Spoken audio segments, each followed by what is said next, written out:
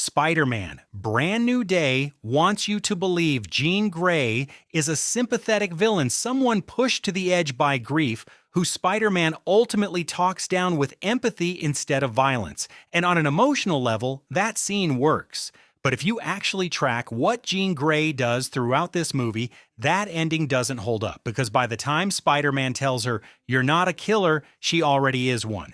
This is a full spoiler review, so if you haven't seen the movie yet, turn back now.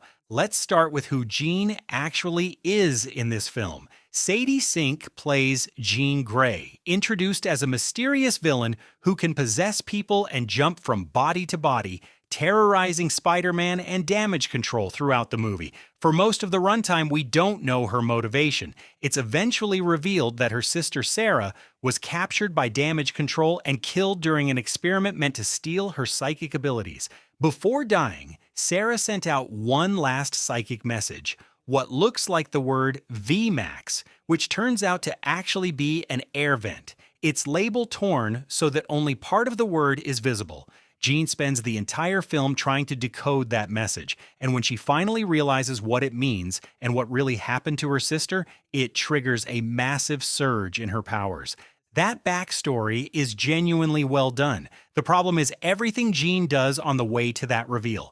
Early in the film, Jean possesses MJ and uses her to torment Peter emotionally, letting him believe for a moment that MJ has somehow remembered him before revealing it was Jean the whole time and then throwing MJ off a building. Whether or not she expected Spider-Man to catch her, that's an attempted murder disguised as a taunt, and it's genuinely one of the more disturbing moments in the film.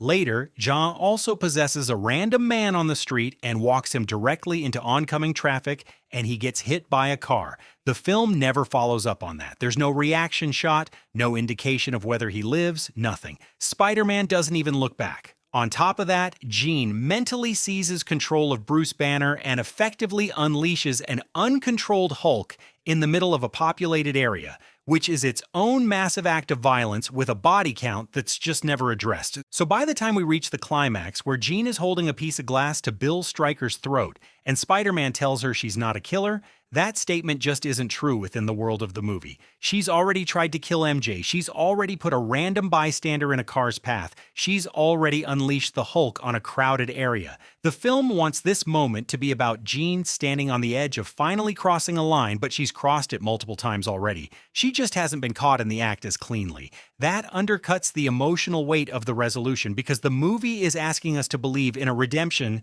that doesn't fully square with what we've already watched her do. This connects to a bigger issue with how the film handles collateral damage in general. Spider-Man movies have always had a bit of a "who cares about the extras" problem, but this one leans into it more than usual. The man hit by the car is never followed up on. There's a moment where Spider-Man webs a bystander to a wall mid-fight and just moves on without any acknowledgement. It's a small thing, but it adds up across the film into a pattern where the human cost of these battles is treated as scenery rather than consequence, which makes it a little harder to buy the sincerity of Peter's later insistence that Jean needs to be shown mercy because he knows she's not a killer. There's also a smaller logic gap worth mentioning around the hospital scene. After Peter takes a bullet for Jean, Frank Castle brings him to the hospital and sits with him through his recovery. Gunshot wounds are required by law to be reported to police, and yet there's no indication that anyone questions Frank Castle, a known vigilante, sitting in the room of a gunshot victim. It's a minor nitpick, but it's the kind of detail that stands out once you notice it. Then there's the post-credits scene, which has been the subject of a ton of theories online, but is worth talking about honestly. It's just a graphic of Ned's Spidey Tracker app showing that it detects a Spider-Man far outside New York, out somewhere in space. It's not a big cinematic reveal, no character appears, no dialogue plays out. It's effectively a screen recording of an app interface. Compared to the kind of post-credits scenes the MCU has built a reputation on, this one is a noticeably quiet way to set up whatever comes next, whether that's Avengers, Doomsday, Secret Wars, or something else entirely. None of this means the movie doesn't work in a lot of other ways. The Aunt May memory scene, where Peter finally lets Jean into his mind, and she experiences real empathy instead of just reading someone's thoughts, is genuinely one of the best emotional beats in the franchise. The Hulk fight is a highlight, bringing back a raw, angrier version of the character that's been missing since he became Professor Hulk. The dynamic between Peter and MJ, especially the scene where she tells him flatly that she doesn't love him because she has no memory of him, is handled with more restraint than you'd expect, refusing to just reset their relationship for the sake of a happy ending.